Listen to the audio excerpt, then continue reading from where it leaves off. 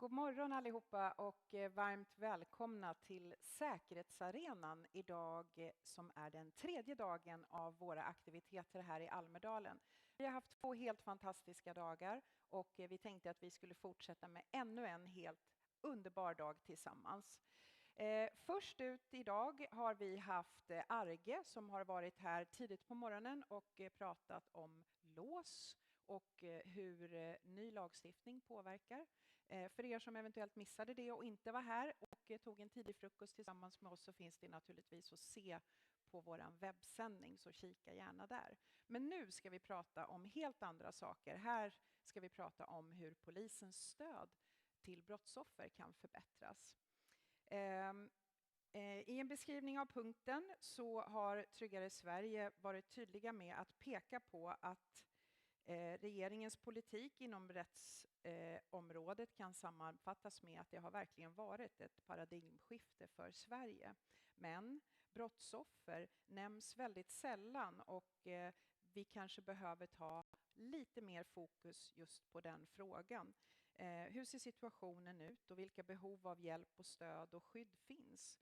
I det här seminariet så kommer vi få en överflygning från Magnus Lindgren som är generalsekreterare för Tryggare Sverige, och vi kommer även få ta del av värdefulla insikter ifrån den brittiska polisens arbete och hur man genom nya system och processer har skapat en mycket bättre situation. Och jag är helt säker på att vi kommer kunna dra lärdomar även av detta här i Sverige naturligtvis.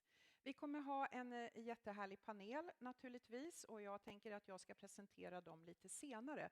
Men först av allt så skulle jag vilja naturligtvis att Magnus Lindgren ger oss en liten inflygning över den aktuella situationen och kan berätta lite mer om hur det ser ut och hans tankar kring det. Så varmt välkommen upp på scenen, Magnus Lindgren, generalsekreterare i Tryggare Sverige.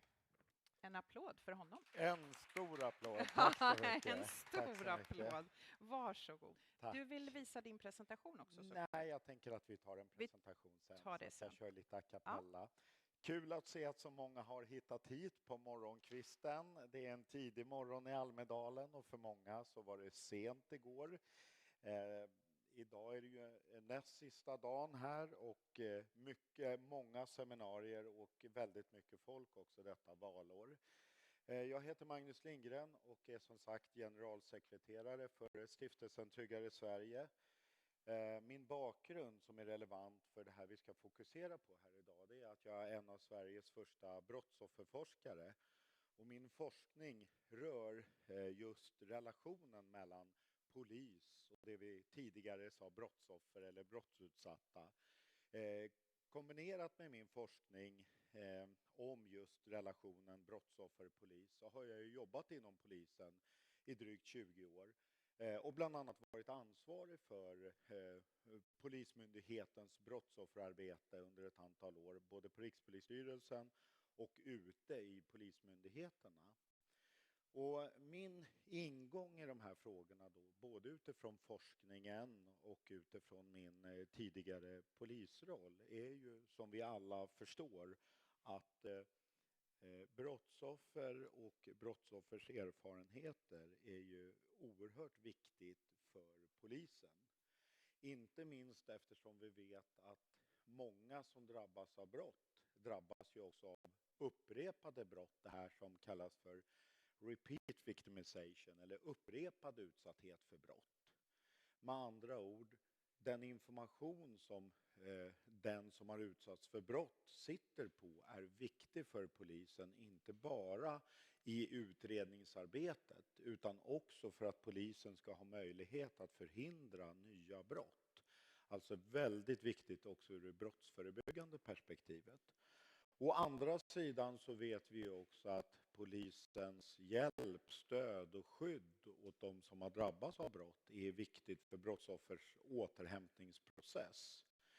Men det vi kommer fokusera här idag, det är ju mycket utifrån den här betydelsen av information.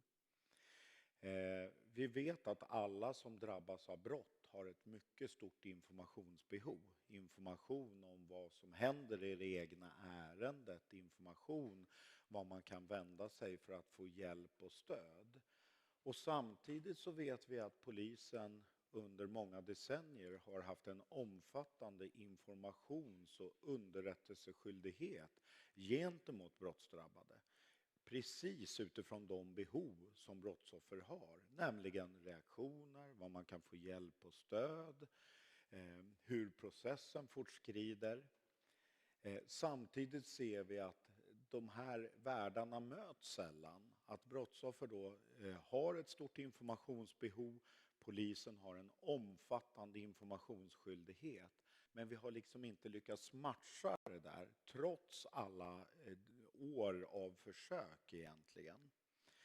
Det här med informationen är viktig, för vi vet att alla som drabbas av brott tenderar att lägga skulden på sig själva.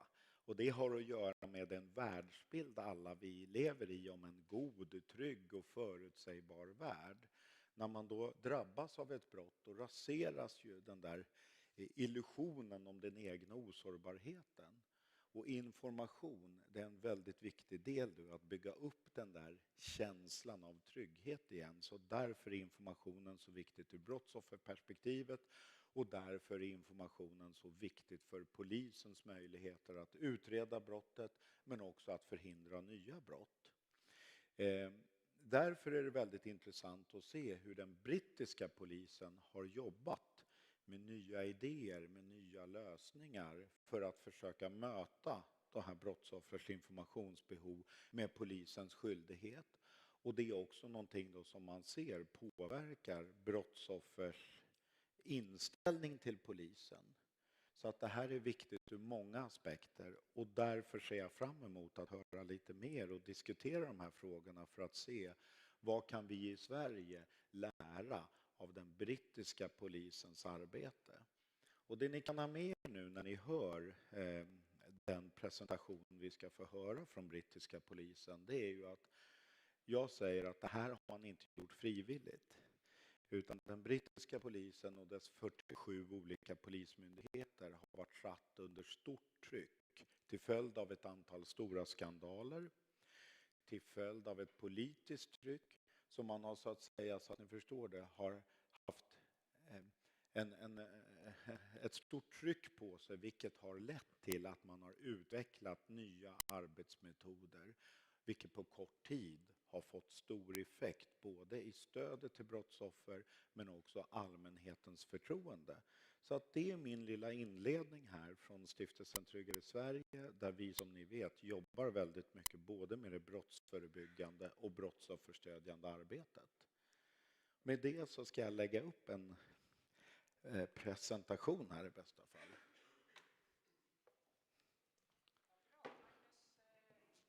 Superbra inledning så att vi ramar in det här, och jag tänker jag står här vid sidan av, jag vill inte kliva i dina fotspår. Jättespännande och klokt dessutom att dra nytta av vad andra redan har gjort. Ska vi bjuda upp Chris kanske? And for the respect of all of those who are not fluent in Swedish, I would like to introduce let me see, your Assistant Chief Officer Christopher Philpott from Humberside Police. Is that correct? That's correct. Thank you very much. Welcome. Good morning. Welcome. Morning, everybody. How is your Swedish? Non-existent. Non-existent. You can't even say the swear words? No. No, okay. So I will be happy to listen into your presentation and hear about the things that you have done. Thank you very much. You're welcome. Good morning, everybody. So I'm Chris Philpott. I am Assistant Chief Officer from Humberside Police in the UK. Humberside, for those that don't know, because I don't expect everybody to know UK geography, is in the northeast of the UK. We have 1 million citizens that we look after and protect and serve, and we have a mix of quite deprived towns and cities where we have lots of crime, and we have a very large, very wealthy rural community as well. So it's quite a challenging place to police. Personally, in my policing career, and I did 20 years in the tech sector before I came in to policing. My big passion in policing is improving the experience and the service that we give to victims of crime, or not necessarily just victims, but witnesses, anybody who needs to speak to us, because nobody rings the police to say, I am having a fantastic day. Nobody does that.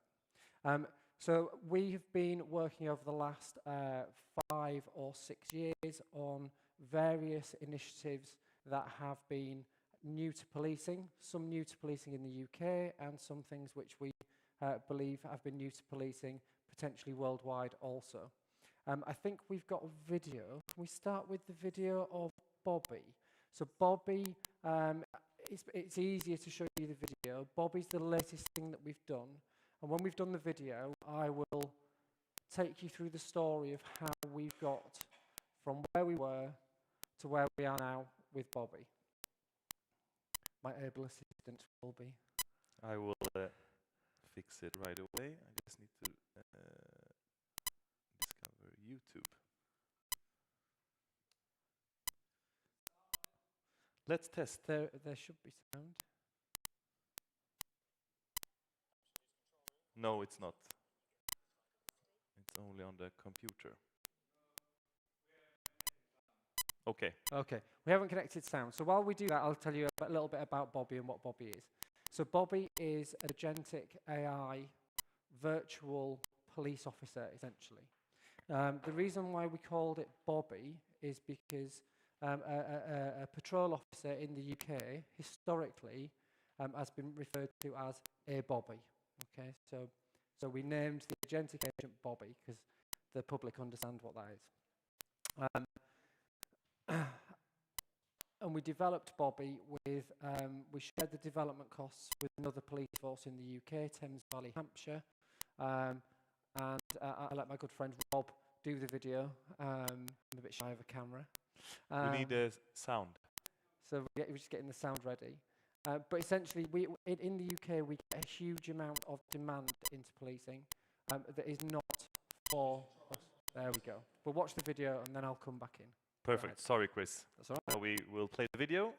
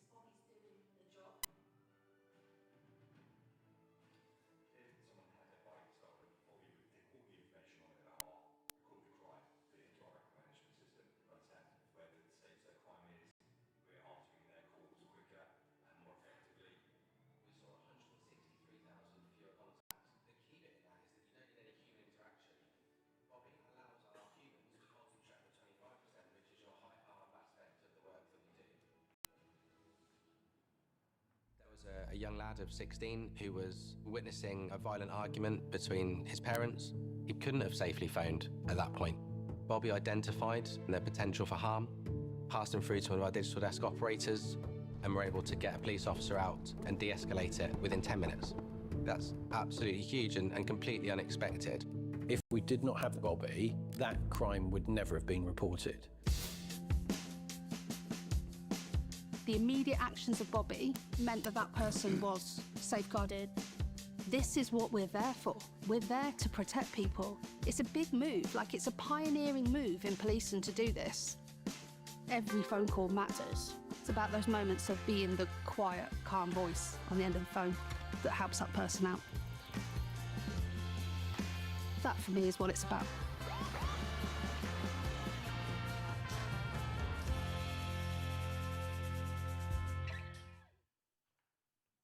Okay, so that's a much better way of showing you and explaining Bobby than I could have done. But Bobby is a real game changer. First off, I want to say a big thank you to those. Sorry. You're very welcome. Bobby has been an absolute game changer for Thames Valley, Hampshire, and ourselves in Humberside Police. We developed it together. They went first. They launched it first on their website by, I think, about 2 minutes, so they get the credit for that. Both forces have seen huge benefits in terms of reduced demand.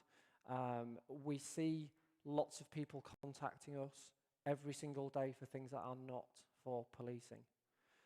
So about 20%, if not more, of our demand is people who didn't need the police at all. And Bobby is identifying that and giving them the correct advice and signposting them to other agencies who can actually help. Bobby is also dealing with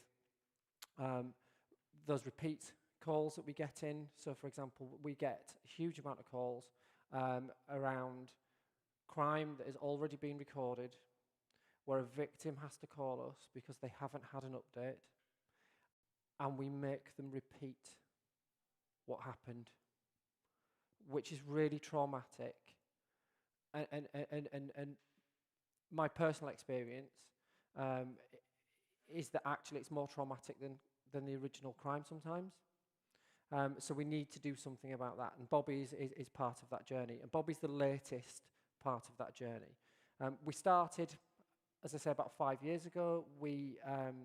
I wanted to test whether or not keeping people up to date automatically as part of the journey of a crime, that would, if that would improve the sentiment, the trust that the public had in the police, and also potentially even reduce our demand. But that was a secondary requirement, really. So we worked with our colleagues at Salesforce and introduced victim journey. So victim journey was what we are all used to in our personal lives when we place an order for a product on a website. So essentially, the crime is recorded in the same way that it always was. It was all human. But as the crime moved through the process, the victim received automated text messages. So I wasn't asking anybody to do anything extra. I didn't need to train anybody to do anything extra. The system was generating those messages and sending them out. And they were tailored to the crime. So if we needed to offer safeguarding advice, scene preservation advice, whether we needed to do a victim referral to another agency, all of that was all built into the journeys. And as a result of that, we saw an 80% reduction in repeat contact on those crime types, which was astonishing. And we saw an increase in satisfaction, which in turn drives and improves confidence.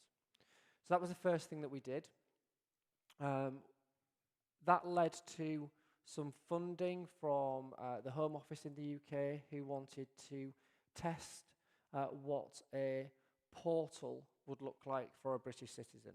So a single platform where you would have a citizen account using your government login that in the UK we use for our tax, for our driving license, for our passports. But you could log in using that information, and you could see and report incidents and crimes to police forces across the country and you could see their progress and communicate with the investigating officer if required, in your own terms, on your own time, without needing to pick up the phone and relive the experience. So we developed a pilot for that in Humberside Police. Again, incredibly successful in terms of the technology. We saw lots of victims taking that up. We see lots of messages coming in from victims on that platform. Our police officers are able to update their victims at any time of the day or night. So it's not reliant on them finding the time during their busy day.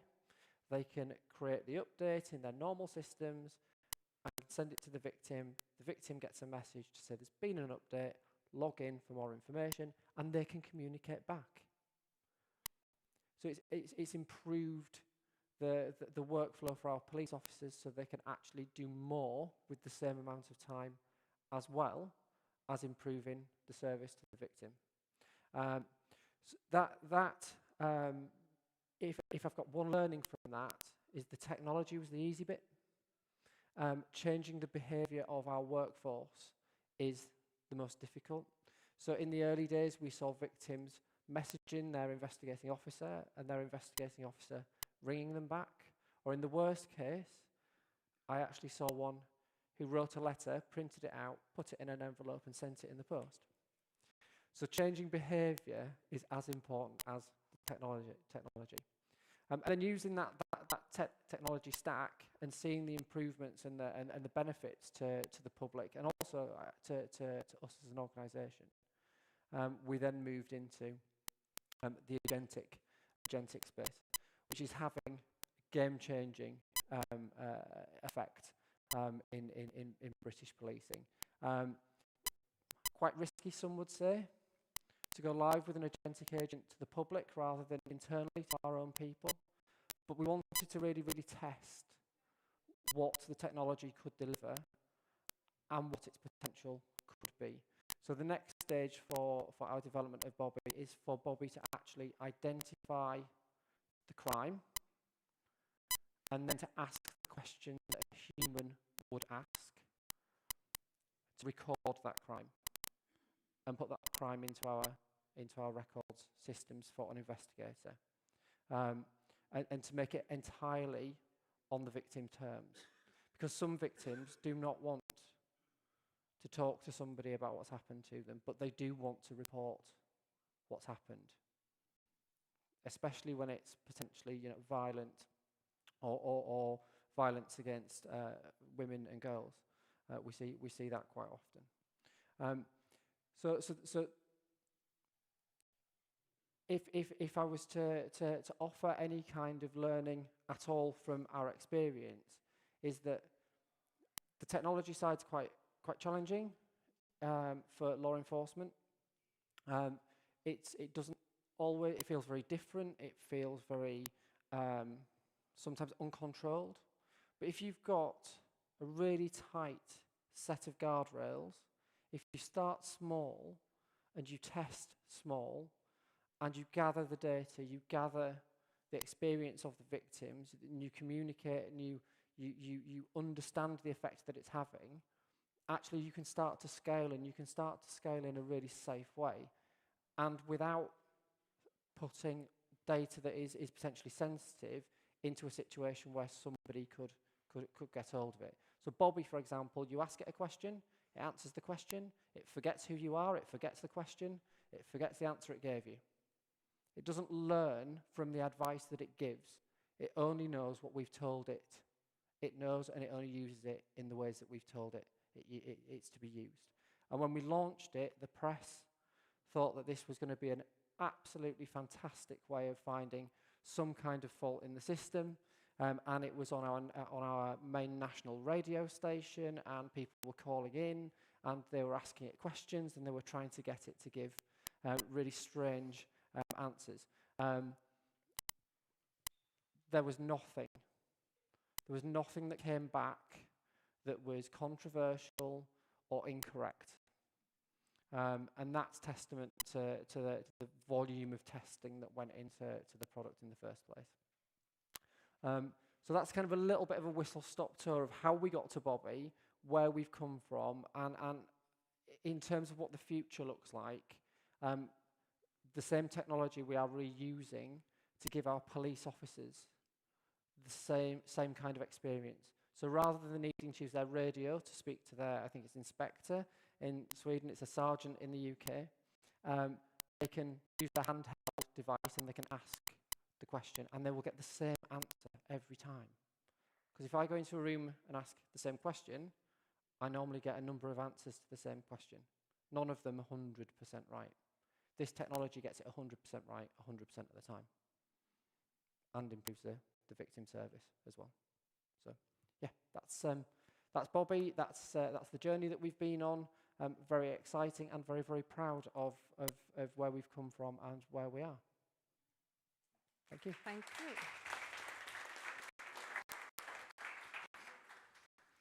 Thank you so much, Chris. It was very interesting to hear about your progress and your project here and the implementation.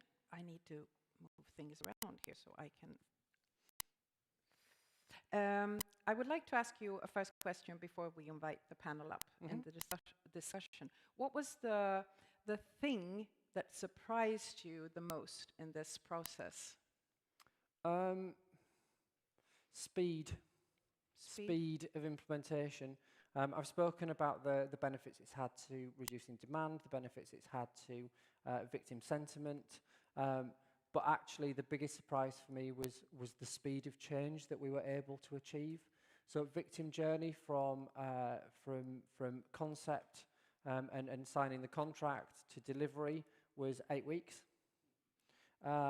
Which in I don't know what it's like here in Sweden, but in British terms, we're used to things taking years to implement. And then by the time we implement it, it doesn't do what we needed it to do 2 years ago. So 8 weeks, and we were live. And that similar kind of story for the portal. And Bobby took longer. Bobby didn't take longer from a technology perspective. Bobby took longer because we wanted to test it very, very, very thoroughly, and we got some very senior police officers to ask Bobby some questions and try and break Bobby in those early days. And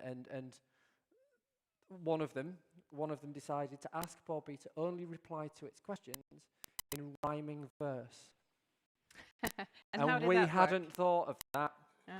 So Bobby rhymed everything that it gave back. So obviously but you've taken that away now. We corrected that before it went live. Could be really annoying. Yeah, absolutely. Yeah. Okay, we won't say everything in during this.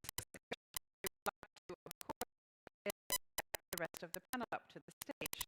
So let us give a warm applause for project responsible for the project. Miran, Shwan from Salesforce, a big hand for you. And Jan Olsson from the Swedish Police. And Magnus Lindgren, of course. You got 2 applause today, Magnus.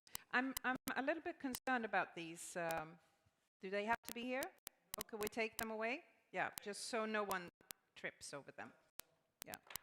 We don't want to have any accidents on the security arena. So it's very good to hear about the project and very impressive that it took so short time. That's really amazing. What are your reflections, the rest of you, from what you have heard now from Chris?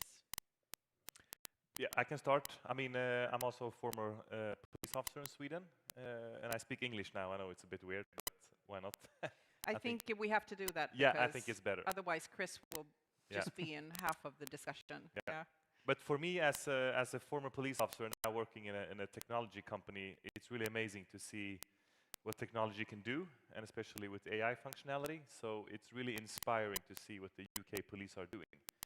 And of course, we are all thinking the same thing. Why are we so behind, we can say, in Sweden regarding development and innovation? And I think that's the big question that we need to discuss on a broader perspective here in Sweden, at least. Because now we see that things are able to change. we see the results. It's a proof of that technology really can change how policing works, and it really reduces crimes. It helps victims for real. It isn't just a AI bubble that will go away. So I mean, this is really the future is here, I would say. So Jan, is there a need for this within the Swedish police as well? Yeah, absolutely. We are using AI in investigations. We have using it in everyday work. And I'm pretty sure they're looking into a Bobby already. So it's going to take 8 decades before we have it. But yeah. What would be the Swedish name of the Bobby project then? Jan. Jan, yeah, of course. My mistake. Okay, we heard about the impressive time that it took to implement this. Would it be possible to implement the same system in Sweden at the same short time? Miran? I mean, technology-wise, definitely yes. That is no problem at all. But I think, as Chris mentioned, the biggest hurdle or challenge isn't the technology. I think it's the culture. And that is regardless if we speak about the police or other agencies. I think the public sector in a whole has a challenge from that point of view. So I think that technology is not the problem. It's more that we need to watch and learn what other countries are doing and to start to really try it out. That's the big challenge, I would say. But it is definitely possible. Would it take 8 weeks in Sweden to do it, or is it more about 2 or 5 years, do you think? No, I mean, if you have the project in scope and all the right people in the room and all the decisions are made, I think, yes, it could take 8 weeks without any problem at all. You haven't talked to our legal department. Yeah, but it's all the other... But when that is done, okay, 8 weeks, that's perfect. Yeah. That's perfect. First 2 years and then 8 weeks. Jesus, it's kind of square, the public sector.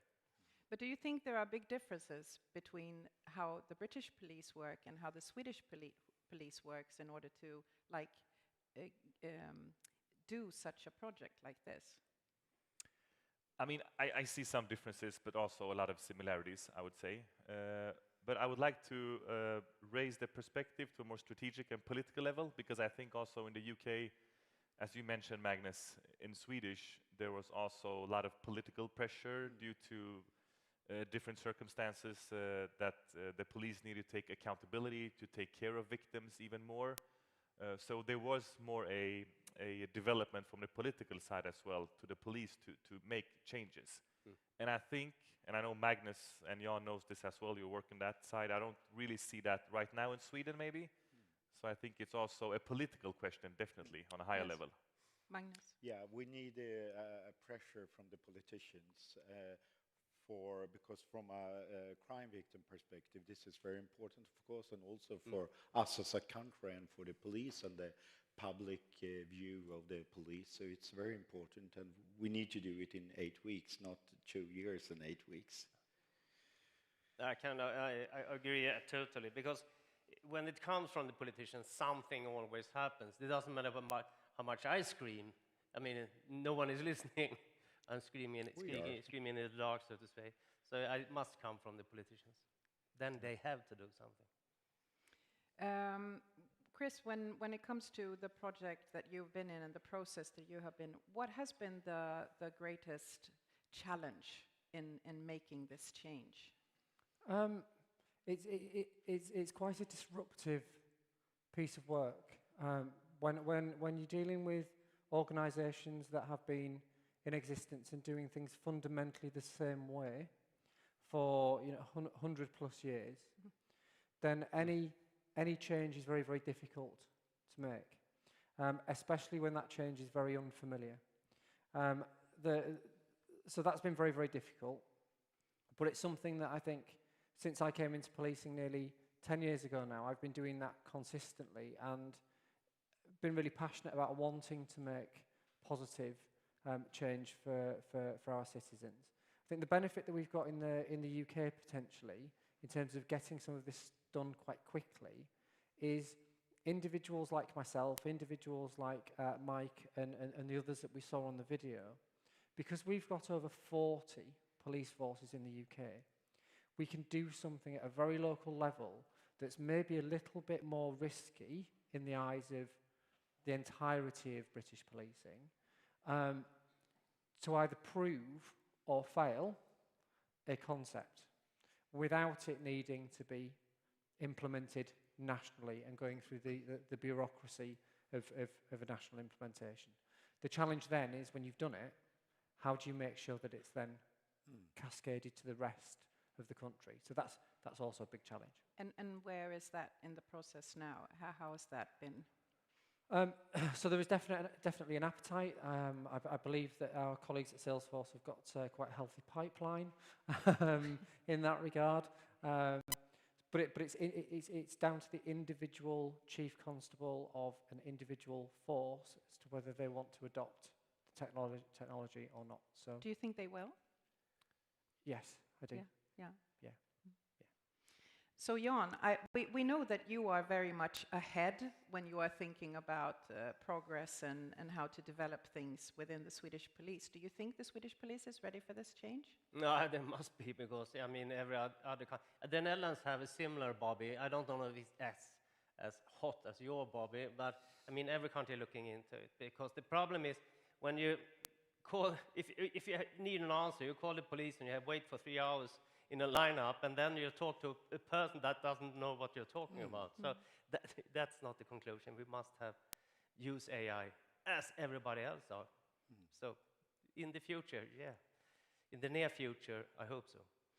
Has it led to that more cases are solved? That's a very, very difficult question to ask. So Humberside Police, where I am, we have some of the highest rates of solved crime in the country. So it would be very difficult for me to attribute any real change in that. Maybe that's not the subject here. More importantly for me, it's that every single person that's contacted us is getting a better service, regardless of whether they've had a crime committed or not. Because some people are not calling us about crime. If we go back 20 years, we were sending police officers to at least 90% of the calls we were getting. Now it's less than 20%. And it's not less than 20% because we're doing a different job or a worse job. The things that society are calling the police for have changed, and most of those things are not for the police to do. So we're having to give advice. So doing that as early and as quickly as possible without waiting in a long queue reduces friction, reduces frustration, improves everybody's experience. Yes, and from a victim's point of view, that's the most important, of course. Because we're then free to answer the call to the victim, not to somebody who's calling us about a vehicle obstructing their driveway or something of that nature.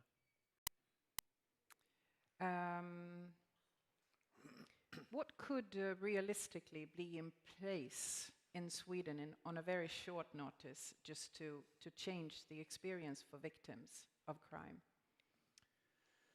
A difficult question. But I mean, realistically, I would like to see something as soon as possible, but because I don't think anybody has missed the AI development that is occurring right now. And it's happening so fast. And we see, even in Sweden, some positive example with some national agencies that are using modern technology. So we have good examples. So I think it's only a matter of time before we will see something similar. But, as we know, it's also a big risk because someone needs to take the lead on that, I believe, as well. And I haven't quite seen it yet. So that needs to happen first, I believe. Are there other obstacles that could be like slowing down the process, other than decisions on a higher level? Yeah, I think also, of course, the technology per se is always debatable, because technology is a hot topic now as well regarding AI, you know, where the data is stored, how all that stuff works, who can access the data. So that's also a broader discussion which is occurring, and it's new perspectives every day on that.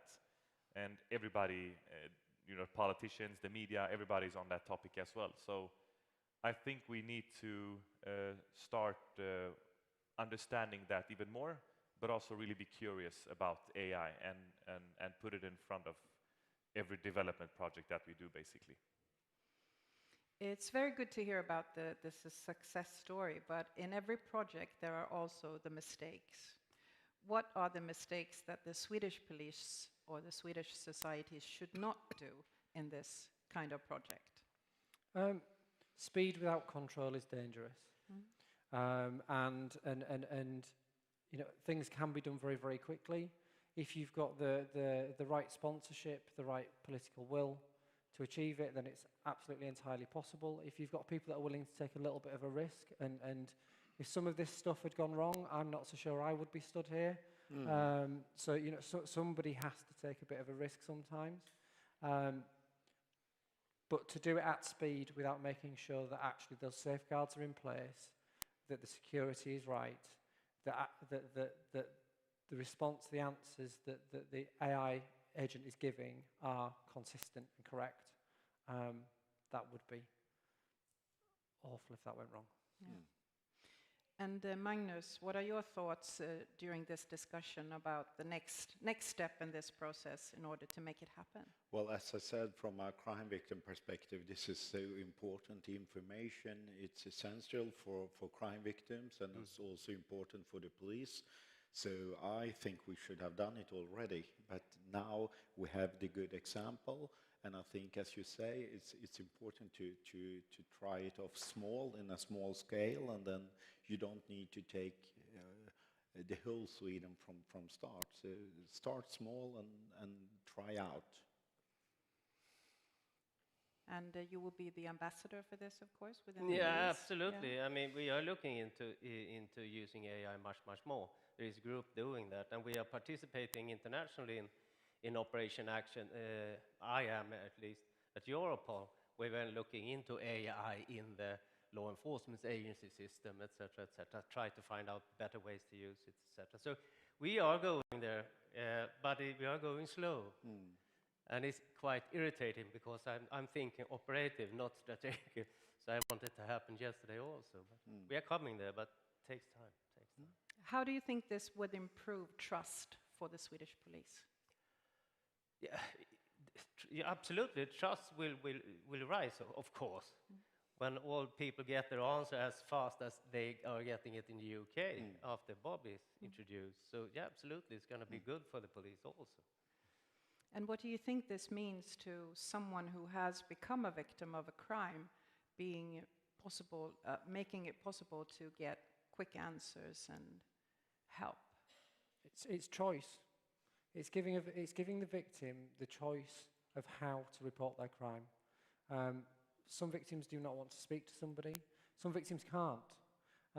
One of the situations that Bobby has dealt with was from a lady who had fled the UK back to her home country. She was fleeing domestic violence. She didn't feel that she could report it when she was in the UK. She reported it using Bobby when she'd returned back to her home country. And that crime then has progressed as it should. And she receives her updates using the victim portal, etc.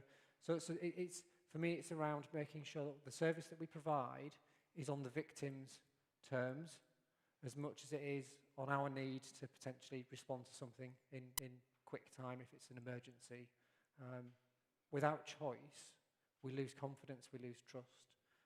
And I don't think that's any different in policing than it is in the retail sector or utilities or anywhere else.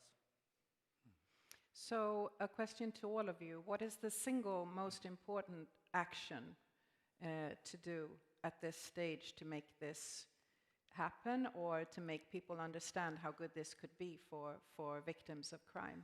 I think it's leadership, both from the politicians and from our police commissioner. We need to do this now, so the leadership is important. Yeah, definitely. And I would say, gather the people that needs to be gathered and travel over to UK and take part of what they are doing and let the example speak for itself. I think that is the most important part. Jan? I can just agree. But today, what the most important is to talk about this in these panels we're having in Visby. Jesus, all the politicians are here. We can actually make a progress when we are here in Visby, talking about it, Almedalen. And from your point of view, Chris, what was the thing that changed everything and made it happen within your organization? I think the criticality for me is that you need somebody who is passionate, persistent when things are difficult, but also that the purpose of what you're trying to achieve resonates with everybody, from the public, from the victim, all the way through to those that empower and make the decisions that we need to make. Yeah. Magnus, any last words that you would like to? And the because last this words. discussion, everything that is so interesting, it takes goes so quick. Now, we have the good example now, so we don't need to invent the wheel again. So let's go to UK and see what they are doing. And you implemented this in 8 weeks, so you showed it works. We can do it. Yes, we can. Yeah, yes, we can. Okay, yes, we can will be the good words we take from this panel discussion. It's very impressive to hear about the journey that you made to improve for those who have been victims of crimes. And I'm really interested in hearing about the progress within the Swedish police and the efforts that you make, Magnus, within your organization. Yeah, no pressure. To make this happen. And Jan, of course, you have to be the ambassador for this to improve for victims. Thank you very much for joining today. We won't be giving you any gifts, but we will be giving some money to an organization for victims of war, women who are affected by the war in Ukraine. And we will, of course, continue the day here in Säkerhetsarenan and have a lot of more interesting things. But first of all, a big thank you to everyone in this panel.